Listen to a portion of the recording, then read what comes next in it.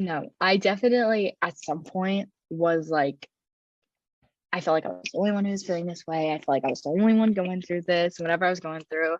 And it was like really lonely because, when you don't understand and you don't have like the knowledge to understand that it's a very normal thing, which I didn't in sixth grade and in seventh grade, eighth grade, it is stressful and it's kind of like it's very lonesome in a way. And so I didn't know that, but then I don't know exactly what the specific moment was when I started to realize that I could not be the only one feeling it.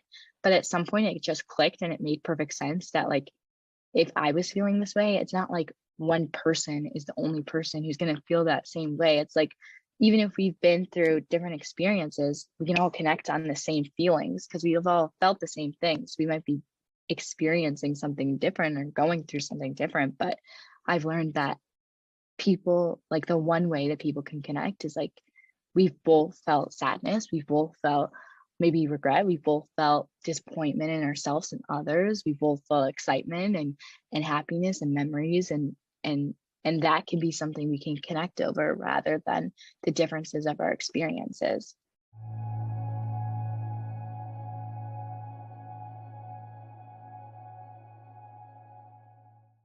Hey, welcome back to Normalize the Conversation. Today I'm here with Charlotte Wasserman, the teen founder of It's a Girl's Life, a 501c3 dedicated to empowering young women to become the creators of their own stories and be confident taking control of their world. She's also the co-host of the It's a Girl's Life, a module-based learning podcast for young women to recognize the power they have inside. Charlotte also occasionally speaks to groups of young women about the importance of finding their purpose and empowerment. Charlotte, thank you so much for joining me today. How are you really? I'm doing well. It's the day after Thanksgiving, so it's a lot of like gratitude feeling and comfort and family, but also just thank you so much for having me on. It's a true honor, and I'm super excited for our conversation today. I am super excited as well. And when we first connected, I loved how similar our stories were. How we both started with blogs at a young age. I think it was the age of 12, right? 12, right? Yeah. Yeah, that's so crazy. I never meet anyone who has that same, like, let's start a blog at the age of 12 story. So I love that. But can you tell us more about your story and It's a Girl's Life? Definitely. So it all started back when I was in sixth grade. I was 12 years old, facing the typical middle school challenges socially and academically. And I was kind of feeling a little bit lost at that point in my life. And I was just like trying to find some meanings of things that was happening and challenges that I was facing. So I decided to start a blog. And I used the blog as a platform to be able to talk about what I was feeling, what I thought other teens were feeling. And then as I got older, I really wanted to learn more about how I could actually figure out why I was feeling these ways and what I was facing and what the true meaning was. So I used to read up a lot on like psychology.com and like these adult self-help books and post about what I was learning as well. So it kind of changed and developed into like a place where I was sharing what I was learning as well. I absolutely love that. And I had that same mission where I was sharing what I was learning. I was expressing my feelings and hoping that if someone else felt the same way, that they could find some kind of comfort in knowing that they weren't alone and hopefully help prevent other people from feeling that way. So Yes. when you started the blog, were you nervous about it? What kind of response were you getting? Yeah, I mean, I was nervous because it was kind of like putting yourself out on a vulnerable way to people who you knew, but also to people you've never met before, and like fear of judgment and criticism. And not just criticism, but more just like fear of judgment, or someone would look at it and be like, what is she talking about? Or I don't know. It was hard because at that point in my life, and still at this point in my life, I feel like sometimes the people who are around my age who might know me really well almost don't, it's almost like a level of maturity of like talking about this stuff, and sometimes people just don't get why you would do that or why you would put yourself out there like that. And between you and me, I think we can both understand why it's impactful and how it really changes things. And I think it just takes other people a few years to understand the impact of that as well. And if they're not interested in, starting their own blog or something, they might think it's kind of weird, but I've learned to know that when you do something that you're passionate about and that speaks to you, it's going to find someone that speaks to them as well. And that's the power of being able to share what you're feeling and being open about it. Exactly. And if you can just impact one person's life, it means so much. So Right. how did this blog continue to grow? After you launched the blog, how did you get from there to a 501c3? Yes. So it was like a 7-year jump to the 501c3, but it all kind of makes sense because when I was developing the blog, I was in about 8th grade, so it was 2 years later, and I just really was interested in learning about how to gain confidence, how to bounce back from setbacks, how to find a core group of friends who supported me and had my back. And these were all topics that I was kind of struggling with in the past, but I didn't really know what they were called. I didn't know the right questions to ask. I didn't know who to ask them to and how to find out about it. So I decided that, if I'm feeling these things and questions, then I bet you there are other teens who are also feeling that as well. So I decided to partner up with the California-based organization who is teaching girls at the time about grit and resilience to high schoolers in like small group settings. And I decided that I would partner up with them and create an event series for my hometown, Cleveland, and for the girls who lived here. So from 9th grade to 11th grade, I partnered with them and created what is now known as 3 events that we did. One was virtual because of COVID. And then from there, I think it was around a year ago, actually. It was after our 3rd event. That was in October of last year.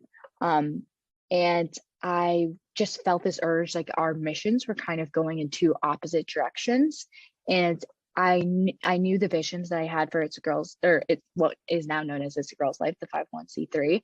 And it was kind of different from where I was going with that organization. So I decided that I was going to do something a little bit outside my comfort zone and leave them and start my own organization. And that's what we ended up doing. And that's what we're known as today. It's Girls Life, the 501c3. That is absolutely amazing, especially so young. I mean, Yeah, it's definitely something. to know what you want to do and for it to be to want to help people and answer the questions and have the conversations that no one else is doing and having is so powerful and so impactful. And I'm so inspired by you, first of all. And I really love how it really started as a place of having questions. And a lot of times when we have these questions and we don't know where to get the answers from, we crumble. We kind of let the weight of the world come down our shoulders and we're like, well, I must be the only one feeling this way. How do I not know this? Why don't I know this? I'm all alone. And that's it. So how did you ever get to that point of feeling like you were alone or like you were the only one having these questions? Or did you know right away? No, I definitely at some point was like, I felt like I was the only one who was feeling this way. I felt like I was the only one going through this, whatever I was going through. And it was like really lonely because, when you don't understand and you don't have like the knowledge to understand that it's a very normal thing, which I didn't in 6th grade and in 7th grade and 8th grade, it is stressful and it's kind of like, it's very lonesome in a way. And so I didn't know that, but then I don't know exactly what the specific moment was when I started to realize that I could not be the only one feeling it.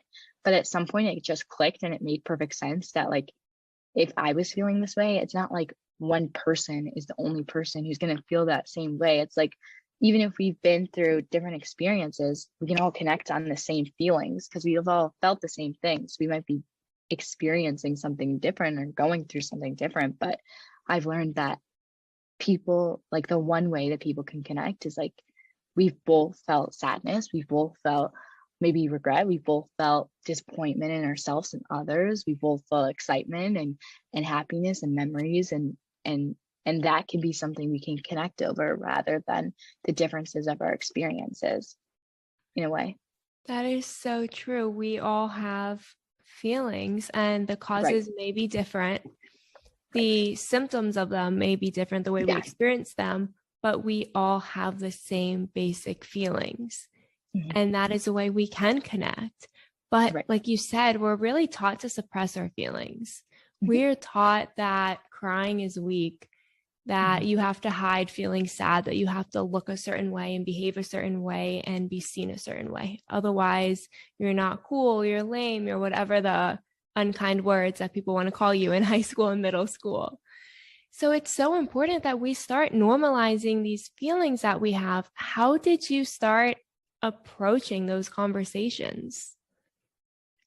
I think it took a lot of courage because obviously, like, when you're in a world, like you said, where sometimes feelings are looked at, like, sometimes when people say vulnerable is a weakness in a way, um, it can be scary to go out there and you're not going to know how other people will respond. But I think it starts with knowing that however people respond, you know that they've felt that way before and you know that they understand. It's just some level of maturity. Either they're gonna, you know, think that it's kind of weird, but they've felt that before and they're gonna ignore it, or they're gonna accept it and kind of open up to you. And I think that no matter however they respond, it's more of a reflection on them than anything and what they're going through. And they might just not be confident in themselves or what they're feeling. So something that really helped me was just knowing that A, we've all felt that before. And B, just be the bigger person and open up about it, because these people might be feeling the same way, but not even know how to talk about it. So if you can be that person for them, it's you're like helping them. It's like doing a service for them because you're giving them the opportunity to be able to share what they've gone through and share their story. And you don't know how much that can impact someone unless you do it, and unless you take the courage yourself to do it. Exactly. You never know how much hearing your story will mean to somebody. And Yeah, by hearing someone else say it, kind of gives you the courage, like, okay, maybe I can open up too. Maybe it's okay that right. I feel this way. So, Exactly. these blog topics that you started with, you said you really came up with the different social and academic challenges that you Mhm. were facing, that other teenagers were facing. So, what were some of those different challenges, and how do you think they played a role in mental health?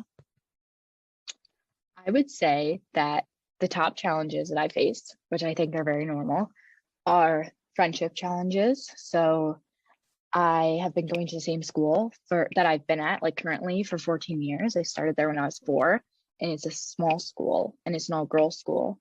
And so I have been growing up with the same group of girls when I was in 6th grade as I started when I was in 1st grade or kindergarten.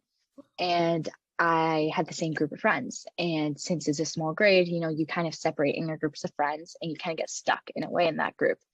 And I thought that it just made sense to me in my, like, my brain is obviously wasn't developed fully at the time, as it still isn't now. But in my brain, I thought that if I met someone when I was younger, say like what, 6, 7, then I should be best friends with them. If I was best friends with them then, I should be best friends with them now. That means that how long you are a friend of someone means that it would equate to like being a best friend, and a best friend is just about being friends with someone over time, not about how they make you feel. So I thought that, and then I was like really confused when I was not feeling the same ways about them that I always did, and when I wasn't facing and I wasn't like having this same friendship with them, um because it was kind of like we were growing apart, and those people, it was just like not a really good experience, and they weren't being as nice as they always were to me in the past. And that happens because that's just normal, but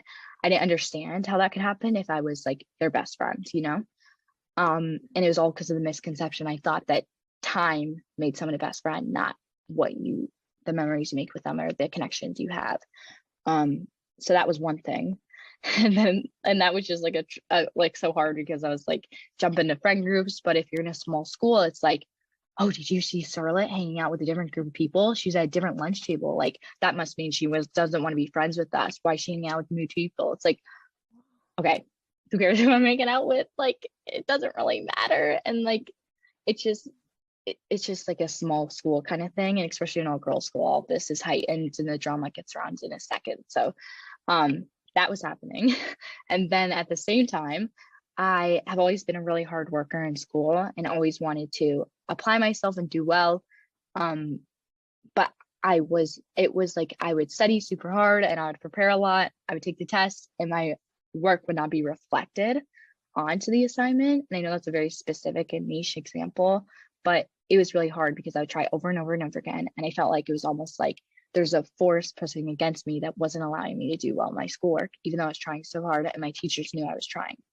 And it took me a lot of years until like last year when I was a junior to finally see my work reflected, which was amazing. But it was just so hard because I would put in so much energy and time and it just wouldn't be reflected. And I didn't want my teachers to think I was just, not even preparing at all when it looks like that.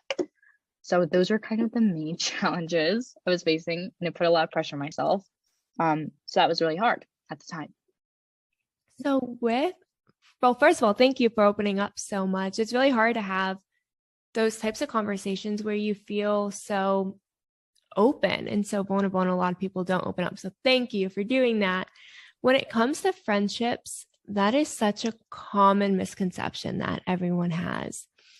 And I remember feeling that same way. I had friends that I grew up with. We were competitive cheerleaders, so we all cheered together and we all went to school together, and everyone stayed in like the same, I think it was K through 8 and then high school, but everyone who went to the same K through 8 went to the same high school. Same high school, right?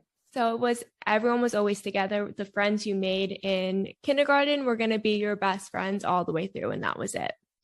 So then I remember as I got older, we had different values or different priorities. I, like you, was really into school and doing well. I spent so much time studying. And I remember getting made fun of for that.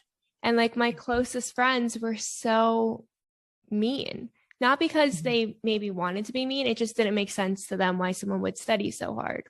Right. And I felt trapped. Like I had to constantly be surrounded by people who didn't understand me and made me feel bad about myself. Right. And I felt that before. It's not fun. No, it's not. And like you said, there's that misconception that you think, well, since they've been my friend for 5 years, 10 years, 20 years, they're my best friend and that's it. So they can talk to me and treat me however they want. And I just have to deal with it. And if I'm feeling upset by it, then it's me, I'm the problem. Yes. I remember when I was little, I was like texting these people, like I was apologizing for things that I didn't do wrong at all. And it took me so long to realize that it wasn't me that was really the problem at all. And I would try to make it up and be like overthinking all these past things that I did and maybe think like, oh, that must have been the problem. That must have been where I went wrong. And then I would text them like apologizing and like writing paragraphs and like, I'm so sorry for what I did. And it was like, I didn't do anything, it was like, I remember even being challenged of how I was supposed to apologize because I was trying to figure out what I did wrong. And I would try to like make something, I don't even know what I did, but it was almost like all of it. I put myself through all this, and you too, like we put ourselves through all of these things that were almost like limiting beliefs that were really holding us back. And we thought they must be true because I thought it's almost like all of these thoughts in my head must be true. But now that I look back on it, it's like, how could I ever do that to myself and put myself in that box? Like why would I be so self-constricting in a way that didn't allow me to find people or even earlier that supported me and made me into the better person that I am today? Like, why would we do that to ourselves? It's like mean that we would do it to ourselves. Right. And you look back at it and you don't know how you were stuck there for so long, but that's only because we got out of it. And a lot of people don't get out of it and they think that it's okay. And their relationships later on also reflect that. And you spend all this time apologizing essentially for being yourself, apologizing for who you are and what you enjoy doing and who you want to be and the values you have. And that shouldn't be something that we apologize for, yet as teenage girls specifically, that's what we're taught. We're taught to constantly feel bad for who we are. And if we're feeling a certain way, we have to suppress it and just figure out how to fix ourselves. It's like this idea that we have to fix ourselves all the time. Right. I think that is it in a way, but I also think what I'm trying to do with the work that I do and with the nonprofit is that it's not about thinking like I just think I don't really like to focus on the idea that it's kind of like poor me, I got myself into this situation and now I'm stuck in this situation and I have to figure myself way out. I think it's more bringing strength to those situations that a lot of people look down on. And I think it's bringing strength to the vulnerability, bringing strength to the challenge and the obstacle, and recognizing how much farther you've come from that person in the past. And it's like a real empowerment more than anything, because it's like it's just things that we go through throughout life and stuff that are teaching us how to, and we're constantly learning new things that are building us up better than we were before. And I think that can be seen as more of a strength and a positive more than a negative, even though it might have felt so negative during the time. Yeah. So how did you get to that point? The point of where you were struggling with these friendships to this person who has became the creator of her own story and has taken control of her life and is now empowering other women to do the same? I think it all came about when I started recognizing all that I've been through and all that I continue to go through, and recognizing that is not something that is A, just happening to me, like we were talking about before, but also B, is something that can be looked upon as helping others in a story that can empower others to do the same. And at that point in my life, I started listening to a lot of podcasts about female entrepreneurs, because those are people I connected with most as an aspiring female entrepreneur. And I started listening and reading books about them and listening to podcasts and everything. And I so clearly identified what every one of their stories had the exact same, which is that they all at some point felt something that made them feel like they were struggling and not worth it, didn't have any value, and vulnerable. And they use that as a motivator and something to really empower more people and to impact more people too. And I saw that, and that fueled like success. And I saw that with every single business that we all know about and use in our day-to-day life, but also just like everyone's story had the same thing. They're all facing vulnerabilities, they're all struggling, they're all being challenged, and they somehow use that and recognize that and use that as a strength in order to impact more other people. And I thought that was amazing and something that I just wanted to do. I absolutely love that that's how you found kind of your voice and your motivation and passion through it, by relating to other people's stories and seeing that there really is no such thing as an overnight success. No one just starts super confident and super ready and then boom, Amazon. It takes time. It takes years. It takes falling apart a few times. And we don't see that side. We only see the overnight success glamorized side. Right. Yeah. So I really I felt like I had the opportunity to be able to show that it's not that, and to kind of like correct the story in that way that a lot of people see. And so it's a lot of like saying and reminding people that, you know what, you might be seeing me now, but that isn't how it started out. And you cannot compare my 7 years of experience to your first year of experience or your second year of experience. We're just totally on different tracks, and that's okay. But you can get to where I am because I just believe that I had something that I needed to share, and I did that, and I did it over and over again, and I failed and I tried again, and that's how I've gotten to where I am. But it's not really unique at all, I admire you so much for showing it, because we don't again see the whole story. Right. And we do compare ourselves. And then going back to your second main challenge of school and trying so hard and feeling like it's not reflected in the work. We often compare how hard we work with how hard other people are working, and why are they doing better than me? And why does it look like their work looks so much better than mine? Their test scores are so much better than mine. What am I doing wrong? Mm-hmm. I felt that a lot. And one thing I finally realized, which took me a very long time, was that I kept with it for all those years. And when I was like I go to a very competitive school, so my things that I define as good is off a lot. But when I was like a straight B student, I would just say for myself, because of the environment that I was in, A's and high A pluses were, you know, the norm, and people were striving towards perfection. So that's what I thought was success, but it's not. And when I was like that, and when I was getting these grades that were just so terrible, and I was putting in all this work, it just made me feel like I first thought like, oh, there must be something wrong with me. I must not be smart enough to get, I must not deserve it. I must not, there's something about me that I don't have that other girl across the room is getting straight A's and has, and I don't know what it is yet. But even when I felt that and wanted to give up a lot of times, I decided that, you know what, I can't, because I want to see it so badly, and I want to be able to prove myself and not just be the smartest person in the room. I just wanted to self-prove myself that I could do it. And so I did. I tried and tried to try again. And then eventually, last year I started seeing a lot of academic growth, which was amazing, because I proved to myself that effort can win anything and everything. And if you put your mind to it, you can achieve it. And that's all I wanted to do. That's all I wanted to prove to myself, that was real, and it is. And I think that I know that I won't ever be the smartest person in the room, but I can outrun everyone with my efforts. And I think that will get me so much farther than just the person who's getting the grades and smoothing by, you know? Exactly. We don't realize how much effort can really change the narrative and change the story. We tend to, like you said, getting straight B's while everyone else is getting A's, and that's the norm.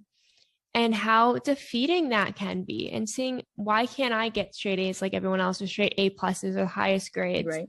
It gets to be so defeating. I remember feeling that same way. There was one class that drove me crazy in high school, and I couldn't get the A plus. Everyone else I felt like could, and I couldn't. And a lot of people feel defeated. And my younger brother, for example, if everyone else is doing better than him, he's like, okay, well, I just can't do it, and that's it. And it's not going to motivate him to push and to study all night, because he could study all night and still not be the high score. Versus me, and it sounds like you, where it's like, I'm just going to keep trying, and I'm going to keep pushing myself and put in that effort, and it will pay off. And over time it does. But like you said, it took a long time. It wasn't until junior year where you really got to see all that effort paying off. And we tend to give up right before that point so many times. Right. Yeah, I think that's like entirely true and entirely important. And one thing that has also helped that is kind of weird, but like the college process, because I'm a senior, so I've been applying to colleges, and you know, you see what they want, you see what they're asking for, you see that they want this certain grade point average, they want this scoring or ACT or SAT, they want all these characteristics, and sometimes you can't check all the boxes. And one thing for me was that I learned about a school and I wanted to go there. And it was a stretch, and it is a stretch. And I don't know if I'll even get in, because at this point I don't even know yet. But I said, I can see myself there. I can see me doing so well there, and I can see that I will be challenged there. But I think in the end, it's just like everything I've ever done. I put in the effort, and I'll hopefully and I will be able to achieve what I want to achieve. And it was interesting, because throughout the whole process, it was like me going back in between, like, can I actually do this? Can I actually get in? But then me also being like, you don't even know, you could be the one person that they choose, and just because of you're different from the normal child who would apply there and has everything checked off, you might be the well-rounded person who doesn't, and that might be the reason why they choose you. And so I have been able to kind of see how even just trying and putting myself out there and like believing myself that one little bit, I don't know how it will turn out, but I know that they could possibly accept a student who doesn't check all the boxes, and that could be okay. And that could be like an amazing thing to talk about later, just because I wasn't the perfect poster child for that school. And I think like it shows more value that I haven't done everything that they're asking for. And I've been able to like interview with someone who went with the school. I just did that last week. And I felt like I had so much more to share and so much more that I could bring to the campus than someone who was just, you know, checked everything off, you know? And I think there's some part of me that believes that they would realize that too. And I think that'd be really powerful to share and talk about if it happens well, which we don't know. No matter where you end up, you're going to do amazing. But I believe in you because what makes you different is your strength. And a lot of times, like you said, with the college process specifically, it psychs you out so much. It took such a toll on my mental health back then. And it's hard because we can't always check off every box. And even if we do, it's still not a guarantee. And it causes so much fear and it causes so much anxiety. Should I even apply? Am I wasting my time? Am I getting my hopes up for nothing? Right. How have you coped? Yeah, I think it's just like something inside of me gave me the confidence to be able to say that even though my school didn't suggest that I should apply here because it is reach. I mean, I walked up to my college counselor and I was like, I see myself here. I got to do it. Like, I know you didn't suggest it to me. I know I don't check all the boxes. I know like there could be a lot of reasons that they would maybe decline me, but I think there's also so many strong things that they would say yes. And I decided that I just needed to, I felt that once and I needed to go with that because it's not like you have these gut feelings and it's not like they're not there. Like they're there for a reason and you feel that way for a reason. And I think that it's possible, you know? And I think coping with it was just that, I had to believe in myself because I think that with anything I've been doing, it wasn't like a guarantee. Nothing was a guarantee, but I put in the efforts and I was able to do it. So it's almost like knowing and depending on your own ability to do something, you got to prove it to yourself and be your biggest advocate, because that is the one thing when everyone else doesn't believe you that you could do it. If you believe in yourself, that's all you need, and you need to run with that, because sometimes you won't have people on your side and sometimes you won't have people in your corner, and that doesn't mean it can't happen, you know? Yeah. And my biggest motto is that I'd rather try and fail or not get in or not succeed than ask myself the rest of my life what would have happened, would I have gotten in. And I remember I went to my academic advisor too, and I was like, I'm applying to UF. And she looked at me and was like, you're not getting in. Like, you're not getting in. That's a reach. You shouldn't even waste your time and apply. I did get in. I did go. I graduated in 2 years and have 2 degrees from there. So they don't always know. And just because you might not be that poster child doesn't mean that you won't get in or you won't succeed. And I think a lot of people are afraid to just put themselves out there. And that applies to any part of your life, not just school, but even like workout goals or eating healthy goals or business goals, career goals, parenting goals, anything. You can get there. Just because you don't feel like you're at that point now doesn't mean you'll never get there, even if it takes a long time. Agreed. And I think that's why it's so important to surround yourself some way or another with people who are doing what you want to do, because it will show you that it's possible. And that's been one of my biggest things. I know I always surround myself this whole time, the whole like blog from now, with people who inspire me, which is mostly female entrepreneurs, because I love business and I love just seeing like confident females and young women who are just doing things that they love to do. And it really inspires me. So I did that by having like a whole separate Instagram page that turned into what the organization page, and I post on it now, but it was a page to follow only people who inspired me. And I don't really like to look at my personal Instagram feed because it's only people who I know, and it's just like what they're doing with their friends, and I don't really care that much in a way, and it doesn't really inspire me at all. It just used to make me feel a lot of FOMO when I was little. So I just don't even pay attention to it because it's not worth it. And I instead look at the page that inspires me the most and makes me want to continue to do what I do, and these people who are where I want to be. And that makes it seem like it's possible, which it is, but it's like you don't understand that it's possible until it happens. And that's a very normal thing. But just, do whatever you can to make it seem like it's possible, because it is.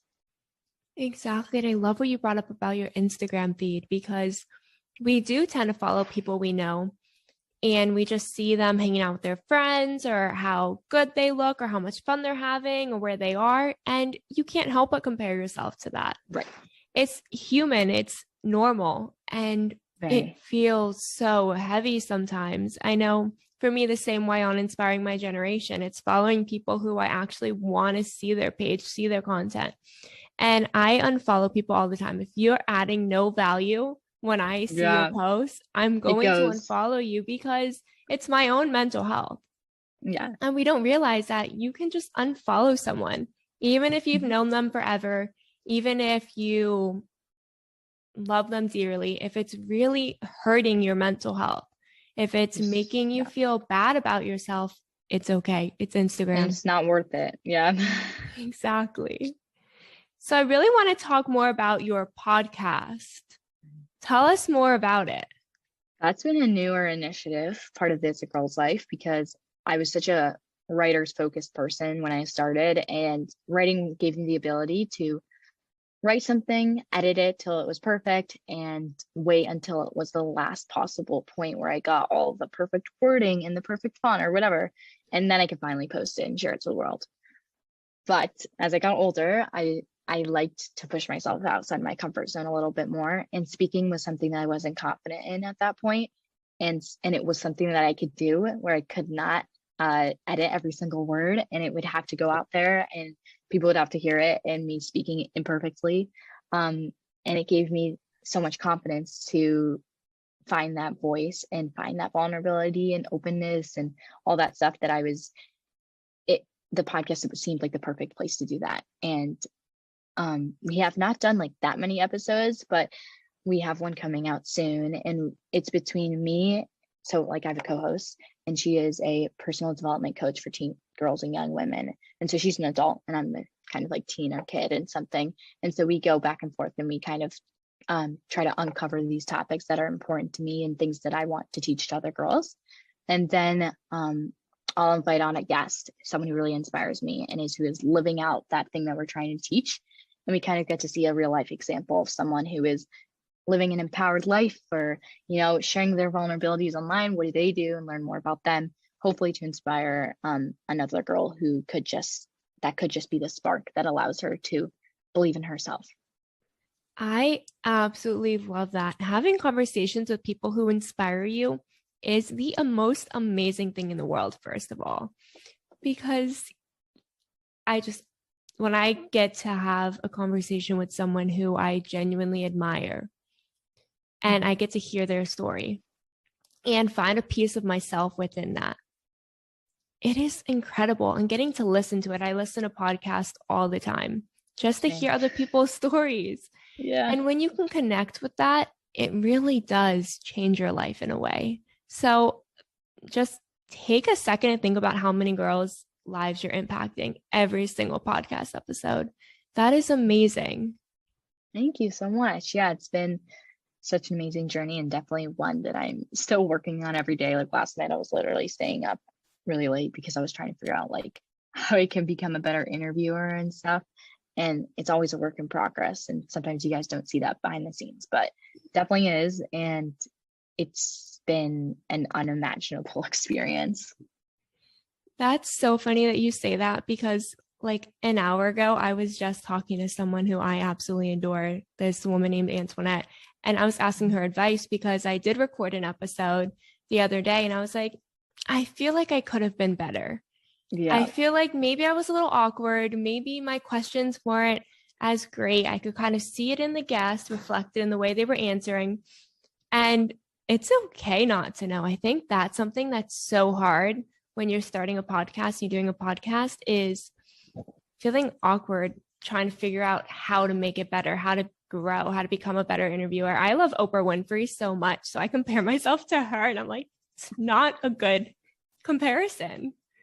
Yeah, I mean, she's been doing it for years, so it's almost like you can't compare yourself to someone else's point in their life because they're simply so like farther, and that's okay because she's older than us, so she has years of experience and was doing this even before we're probably alive. So but she's an amazing interviewer and stuff like that, where it's just like, wow, years of experience can truly change things. And I bet you if you look back in her old interviews, she probably wasn't as she was always really good, but just like saying she has grown as we are growing too. So it didn't start out, she wasn't interviewing like this when she started out. I don't know when that was, but if you look it up, I bet you it's probably a little different. Exactly. And that's important to realize that we're all growing. No matter what we're doing, we're all growing. And where we start now and where we're starting today is not where we're going to end up. We are going to continue to Never. grow. So to never feel discouraged. And what is some advice that you can recommend to a young woman who wants to start taking control of her own story but feels trapped? I think the one thing you can realize is that sometimes you only need one person to believe in you to be able to do something. And that can be a family member. It could be whoever you feel most comfortable with. It doesn't have to be in your family. It could be a friend. It could be someone you look up to, or sometimes you don't have, at that point in your life, you don't have anyone like that. And it's okay to lean on yourself to be that person. And I honestly believe that there's always two voices in our heads. And sometimes we we listen to the one that's loudest. And sometimes that could be the one that's not the nicest. But if you kind of quiet everything that's around you, because we're so distracted all the time, which is okay, it's not a problem, but it's just the reality. If you can quiet everything that's happening around you and try to listen to that second voice, that little urge in you, that little fire that is slowly growing, it will give you the confidence and the power to be able to do whatever you want to do. And it's there. It just needs a little bit of time to listen to it. And just like building a connection with someone, it takes time, and it takes time with everything. And even just listening in on that person that believes in you, that takes time to grow too. But it's there. It's just, you got to find it. That is amazing advice. Finding someone to believe in you and learning to believe in yourself are the most powerful things, because that's where hope comes from. And a little bit of hope goes a long way. Charlotte, you've been absolutely amazing. Thank you so much for joining me today. Thank you so much for having me. This was such a good time.